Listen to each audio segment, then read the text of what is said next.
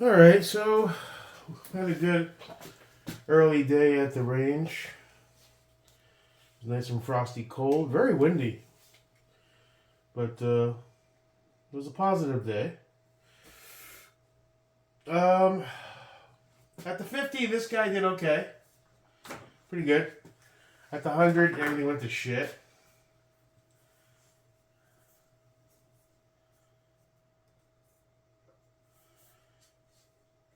Um, and we're pretty sure a large part of that at the 100 is just the ammo. The Winchester 55 grain is just crap, or it might be crap in this gun. I don't think it's a barrel issue. It's an LMT. They're pretty solid, man. I was rocking the can. I don't know what that does to the ballistics and the trajectory. It can't matter much at 50, 100 even too, but I don't know. The other issue I had was it just wouldn't lock back after I went to the 100. It's locking back now again. But it wouldn't do it for a while at the 100. It just would not lock back. And I don't know what was causing that. If I look at the bolt catch, I showed a picture to Scott, and he's like, yeah, that's not really covering as much as it really should. So I don't know why that happened. It's not doing it now, but it was at the range where I do this and it kept going in. So I might grab a beefier bolt catch, probably an FCD. It's weird that it did it and then now it's not doing it. I don't understand that. It's LMT, but they're not immune to issues. But I thought maybe it's a bit too wet. It was getting some slippage. I don't know.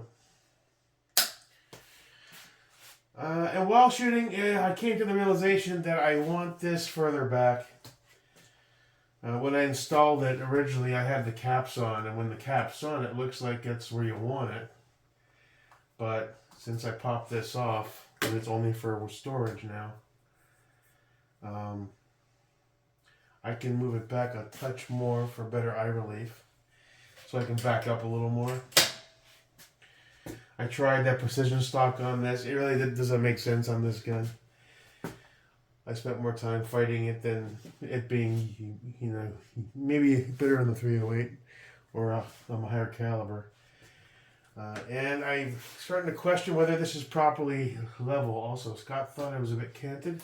Not extremely, but when I installed it and I used my level, perhaps it wasn't as perfect as I thought. So what I'm going to do, Unity, I forgot to write the size down. Is that you? What are you, T25? Didn't write that down. Well, the next size up is this one. Not too big. Alright, so you're T25. So we're going to go ahead and we'll be back, bud.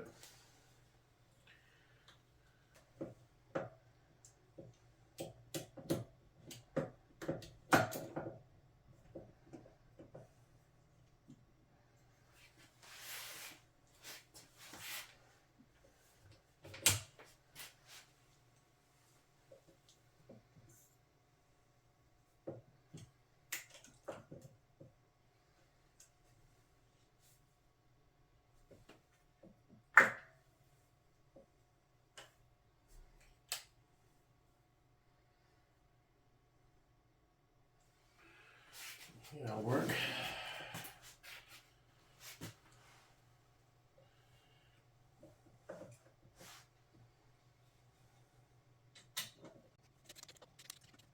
And we'll torque this down to spec in a minute. The hard part is figuring out how level it really is. Let's see. I know the bench is level.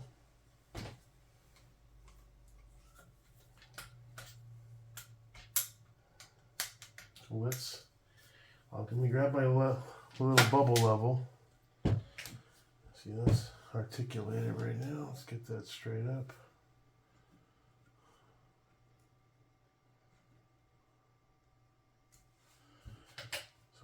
do is find my bubble level, make the gun as level as I can, and then do a quick check on the scope itself. It could be, if it's off by a minimal amount. Just have to remember where I put the level. I mean, when I did it, I used the Arisaka set, but that still leaves room for error. It's not perfect. If you push it in a bit too far, it'll alter it. You have to pull it back. So there's still a bit of a guessing game there. I mean, it's close, but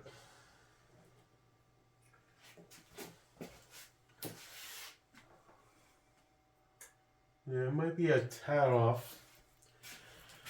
Alright, so we're going to have to start that back on. And I'm going to have to go find my bubble level. Might be in the garage, hanging on the board. You know, so just want to get this thing truly dialed in as perfectly as possible. Now I'm starting to branch out to the 100, which brings me to the next thing. Scott gave me a good deal on his older spare spotting scope. He got a new one that's really fancy. I looked through it, the glass is amazing. This is just a Barska. It's nothing fancy. It's made in China. But it was a good deal for me. Didn't cost, not much money. Not ready to really drop a load on a big fancy spotting scope. I just wanted something that'll let me see a lot clearer. It goes to 60x. Here we go.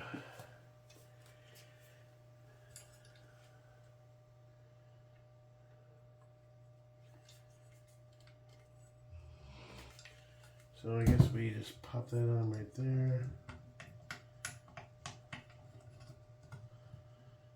There.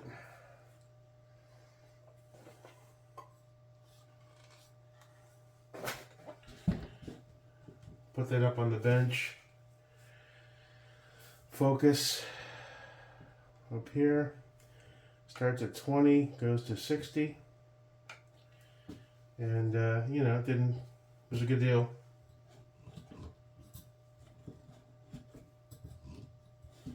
So that might be a little helpful next time out.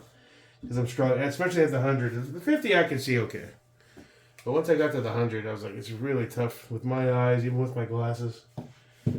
It's just not a piece of cake. This guy worked pretty well. The rear cap was a bit hazy.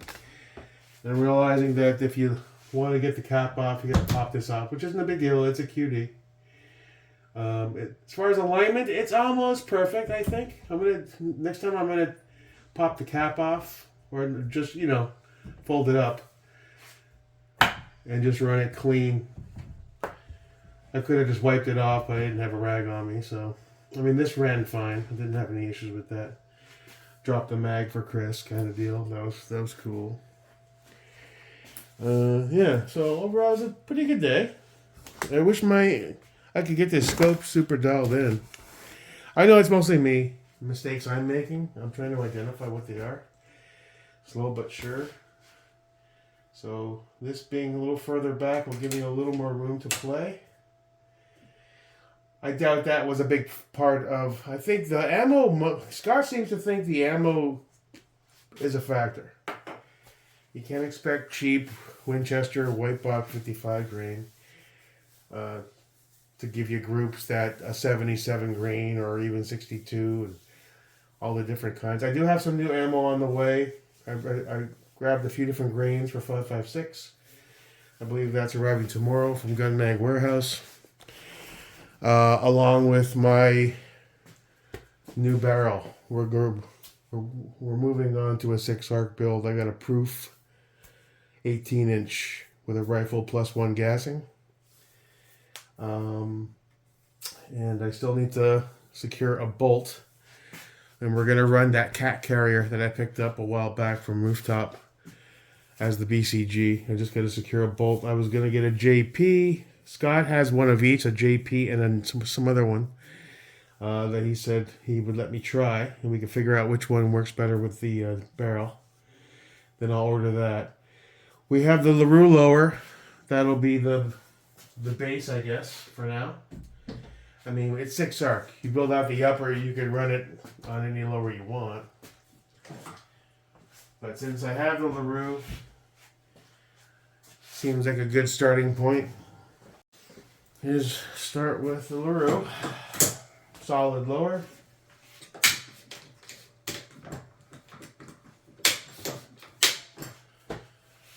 I have a BCM Blem upper on the way. I ordered a few of them. 2 are for Scott, 1 for me. We're gonna rock the BCM upper. They're solid. They're thermal fit. I think that'll rock. So we'll have the BCM upper and the Proof 18-inch. So all I really have left to secure is the rail and the brake. Probably gonna go with the dead air brake for it.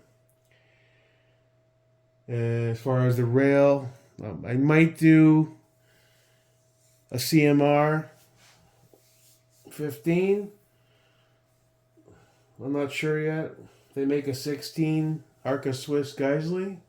That's a bit heavy, and I don't have a tripod yet. So I saw Radian has 17-inch fucking uppers on sale on Primary Arms with a Save 12. If that's still going today, I don't know. I was looking at those last night. I was like, yeah, a Radian Save 12, Radian 17 with an 18-inch. That would be kind of cool, you know. I don't know yet. I'm still, you know, I'm not in a huge rush to get that done, but I figured I'd jump in and try a 6 arc build. I got a variety of different ammos that are arriving tomorrow as well. I'm at the final end of what I want to do for the upper in general. If I run it with the BCM that's on the way, or if I just buy a dedicated full upper minus the barrel, like a Radian, I don't know. I don't want to go too crazy on the spending for it. I was going to get the LaRue 16-inch 6 arc that they had.